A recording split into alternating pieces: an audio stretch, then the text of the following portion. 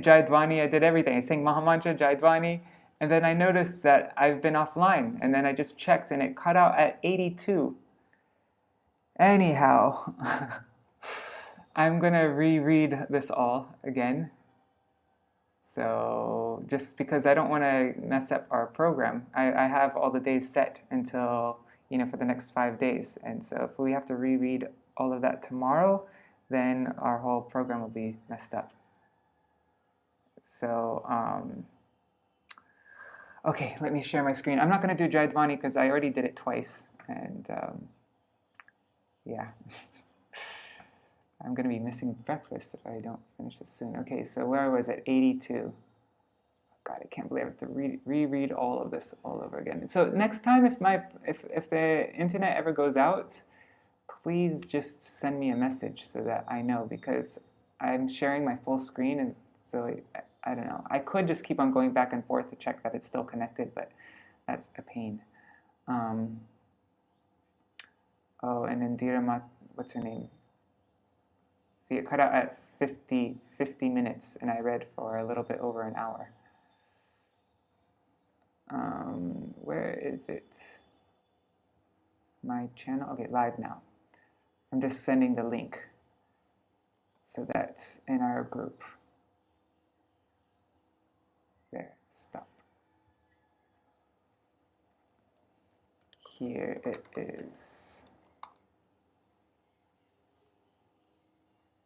Okay, I'm going to read now. Let's start.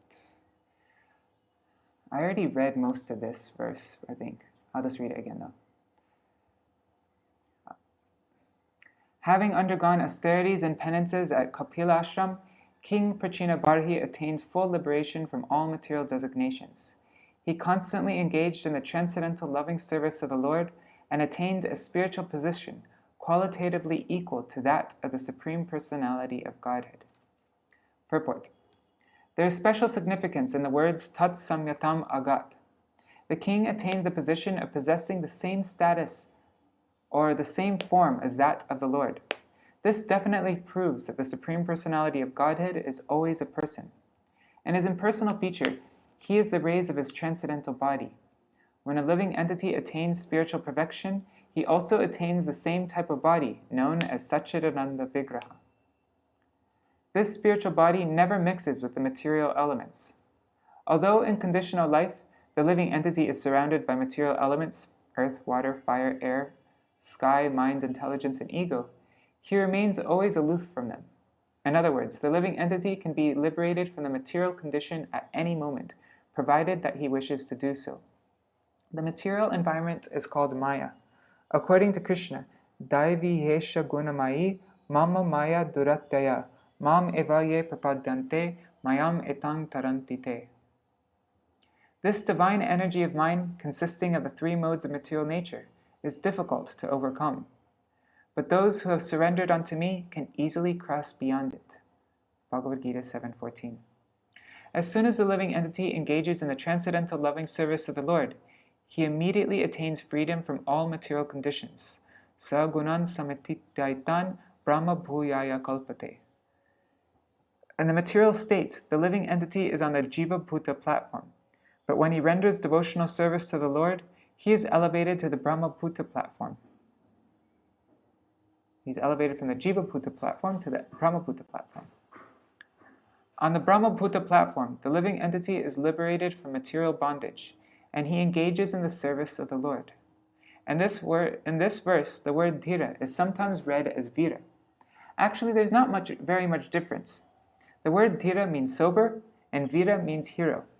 One who is struggling against Maya is a hero, and one who is sober enough to understand his position is a dhira.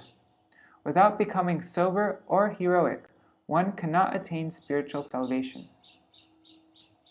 Etadadhatma paroksham gitam devarshina naga yashavayed yashrinuyat salingena vimuchate. My dear Vidura, one who hears this narration concerning the understanding of the living entity's spiritual existence, as described by the great sage Narad, or who relates it to others, will be liberated from the bodily conception of life. Purport. This material creation is the spirit soul's dream. Actually, all existence in the material world is a dream of Mahavishnu, as the Brahma Samhita describes.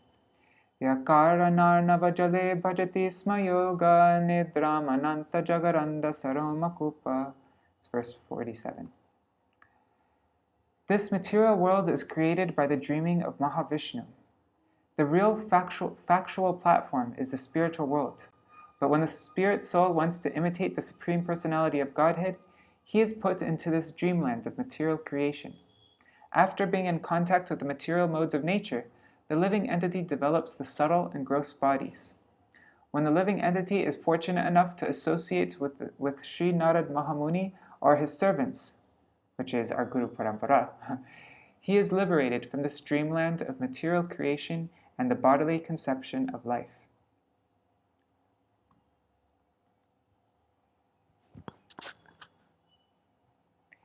Etan makunda yashasa bhuvanam punanam devarshivarya mukanisritamatma shocham yakirtyamanam adhigachati parameshtam nasmin bhave brahmati mukta samasta bandha. Let me just check the internet's still going. Yes, it is. Okay.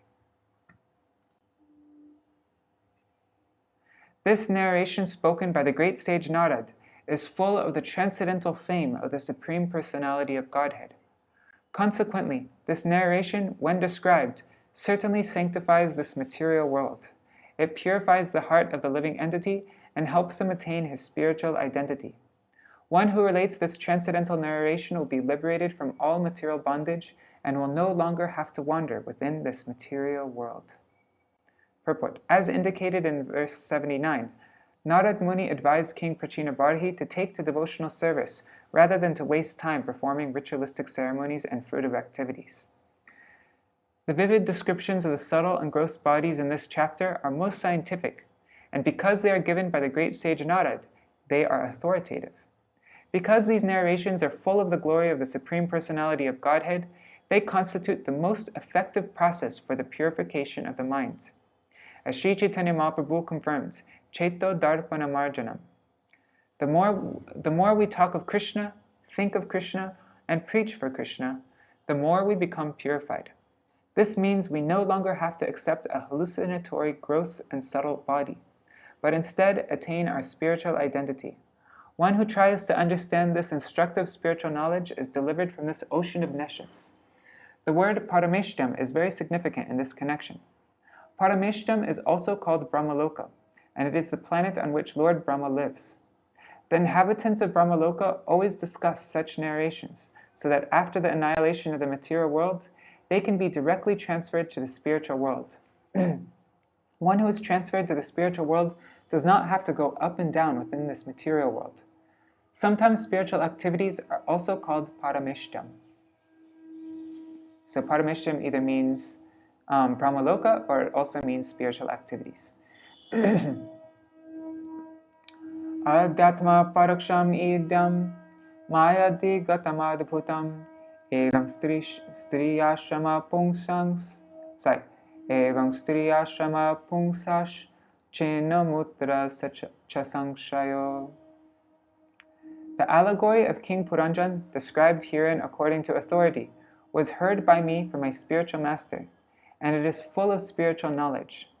If one can understand the purpose of this allegory, he will certainly be relieved from the bodily conception and will clearly understand life after death.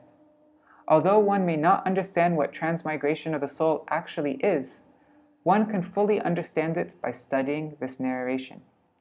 Purport. The word striya, meaning along with a wife, is significant.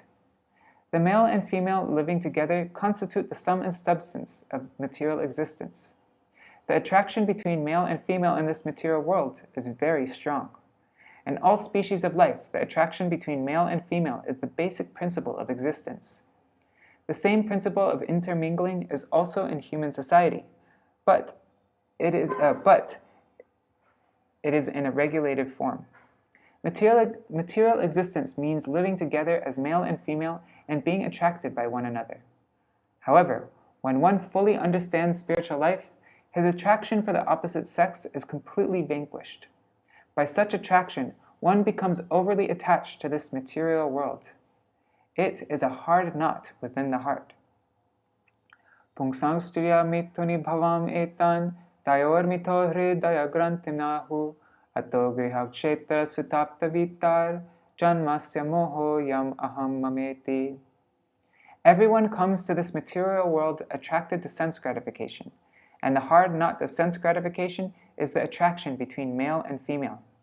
By this attraction, one becomes overly attached to the material world in terms of griha kshetra sutta apta vita, that is, home, land, children, friends, money, and so forth. Thus, one becomes entangled in the bodily conception of I and mine. However, if one understands the story of King Puranjan and understands how, by sexual attraction, Puranjan became a female in his next life, one will also understand the process of transmigration. Special note. According to Vijay Dwajatirtha, who belongs to the Madhvacharya Sampradaya, the first two of the following verses appear after verse 45 in this chapter, and the remaining two verses appear after verse 79.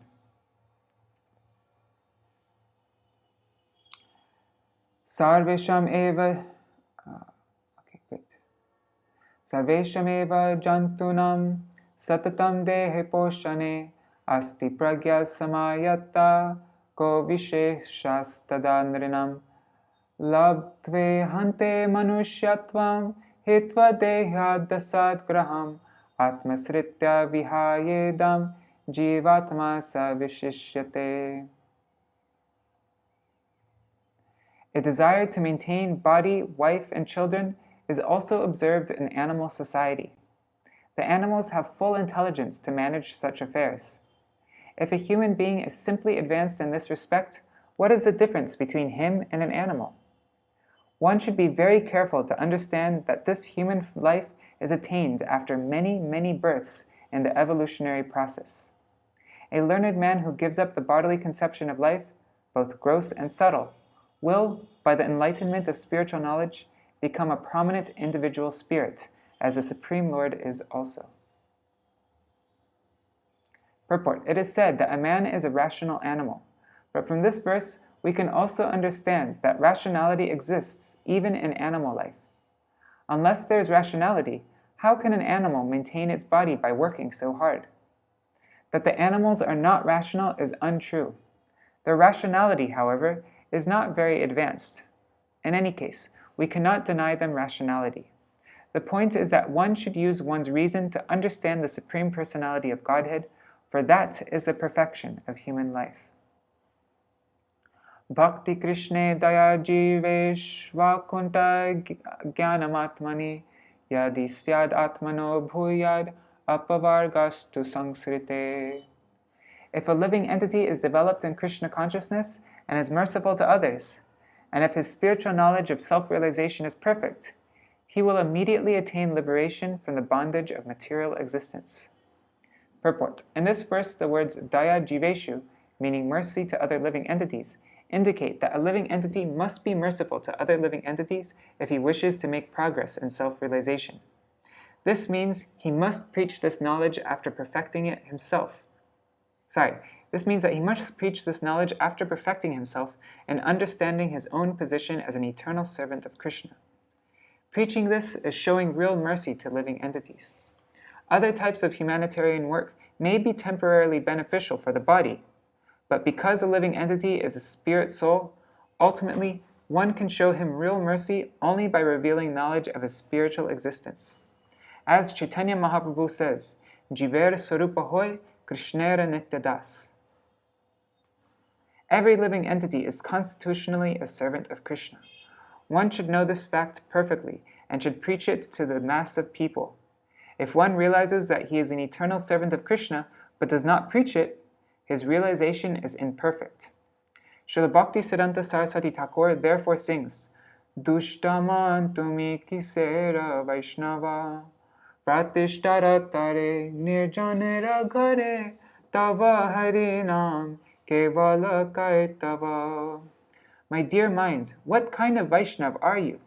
Simply for false prestige and a material reputation, You are chanting the Hare Krishna mantra in a solitary place. In this way, people who do not preach are criticized. There are many Vaishnavas in Vrindavan who do not like preaching. They chiefly try to imitate Haridas Thakur. The actual result of their so-called chanting in a secluded place, however, is that they sleep and think of women and money.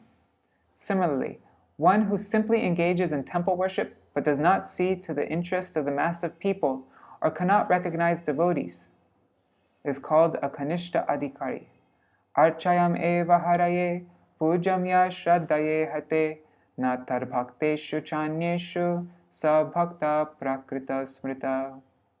Srimad Bhagavatam 11:2-47. That's the last verse we learned in our shloka group. Adrishtam drishtavam nankshed, bhutam swapna varanyata, bhutam bhavad bhavishyatcha, suptam sarva rahoraha. Everything happening within time, which consists of past, present, and future, is merely a dream. That is the secret understanding in all Vedic literature.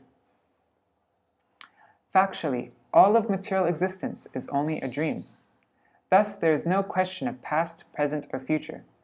Persons who are addicted to karma kanda vichar, which means working for future happiness through fruitive activities, are also dreaming. Similarly, past happiness and present happiness are merely dreams.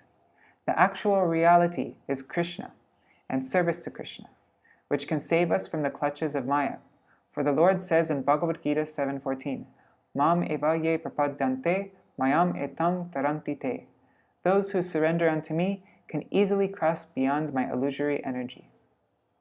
Thus ends the Bhaktivedanta purports of the 4th canto, 29th chapter of the Srimad Bhagavatam, entitled Talks Between Narad and King Prācīnabarhi.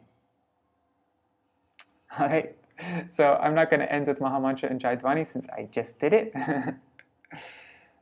My screen is stuck. I guess I have internet problems now. Anyhow, thanks for finishing the chapter with me. And we'll begin chapter 30 tomorrow.